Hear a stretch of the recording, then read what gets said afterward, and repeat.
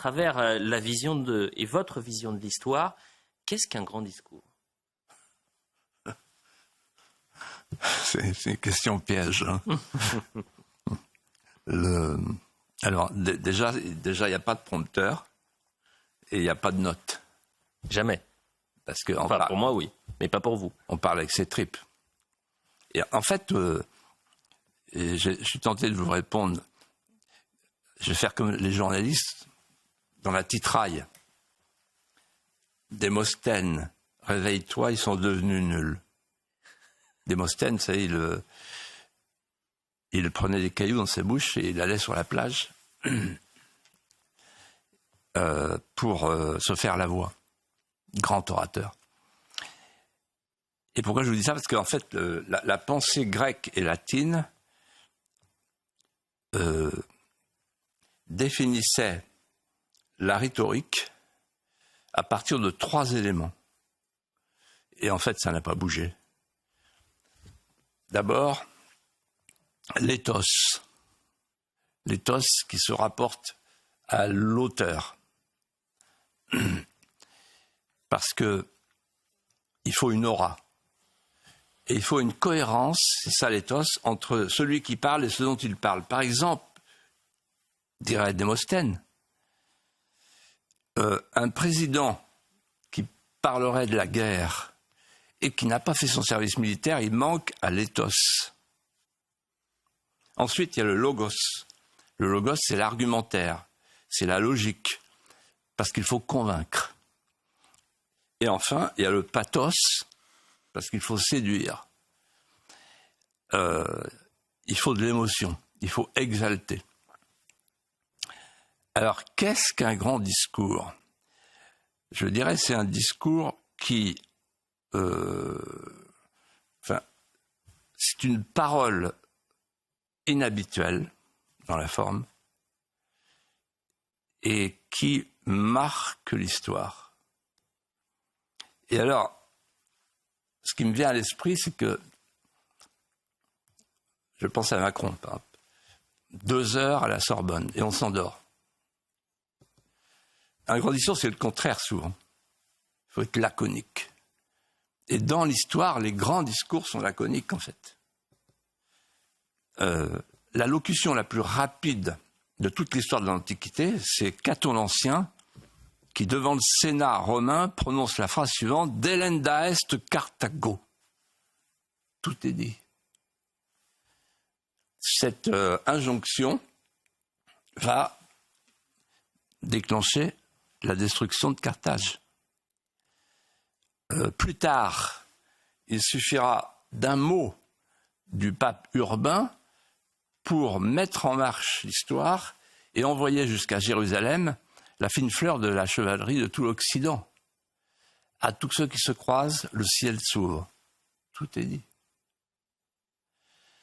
Mais plus près de nous, tout près de nous,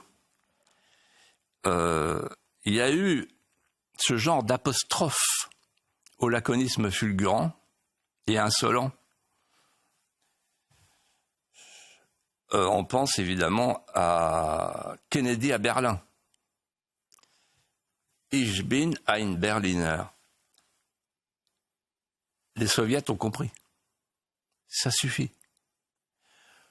Ou encore, De Gaulle à Montréal. Vive le Québec libre. Toute l'Amérique a compris, y compris Mathieu Bock-Côté. À qui on pense en cet instant. Petit message. Je pense que c'est un message. Vive Mathieu Bock-Côté, libre. Plus récemment, encore, vous étiez trop jeune peut-être, mais ça m'a beaucoup marqué. Mitterrand au Bundestag. Les missiles sont à l'est, les pacifistes sont à l'ouest. La gauche a compris. Tout est dit. En fait, on est loin de la logorée chronique, on est loin des effets d'annonce, on est loin des éléments de langage. En fait, une parole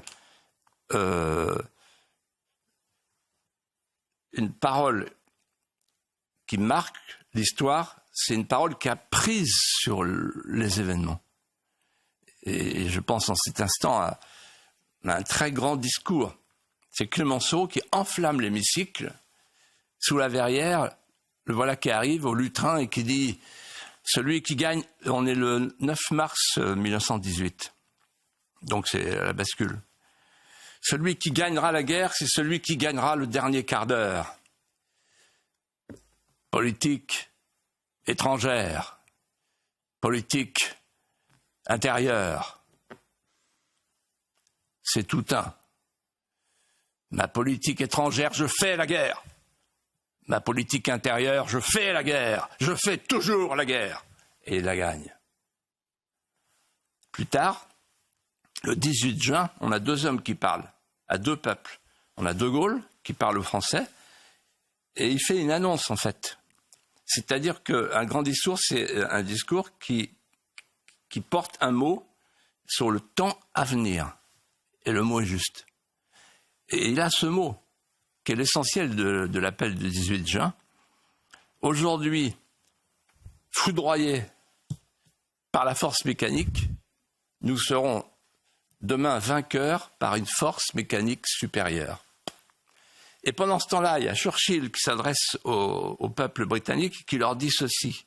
La bataille d'Angleterre va commencer. À tous ceux qui se préparent à faire leur devoir, je fais la promesse suivante. Si jamais, l'Empire britannique doit durer 1000 ans, alors je vous le dis, dans 1000 ans, il y aura encore des hommes qui diront « ce fut leur plus belle heure ». Un grand discours, c'est un discours qui touche les cœurs et qui exalte l'âme d'un peuple. Politique, prenez des notes. J'ai honte, Philippe de Villiers, d'avoir des feuilles parce que vous êtes sans fiche. Ça fait 5 minutes que vous nous expliquez ce que c'est un grand discours, sans fiche, sans rien. Eh ben, j'ai une petite question, Elliot. Allez-y, mais alors je le connais aussi, hein, et vous le connaissez mieux que moi, c'est-à-dire que il est chirurgical sur le temps. La réponse va être très rapide. Allez-y. Vous avez cité que des discours qu'on connaît parce qu'ils font partie de l'histoire. Depuis, disons, 20 ans en politique française, il n'y a pas un discours qui vous a marqué ?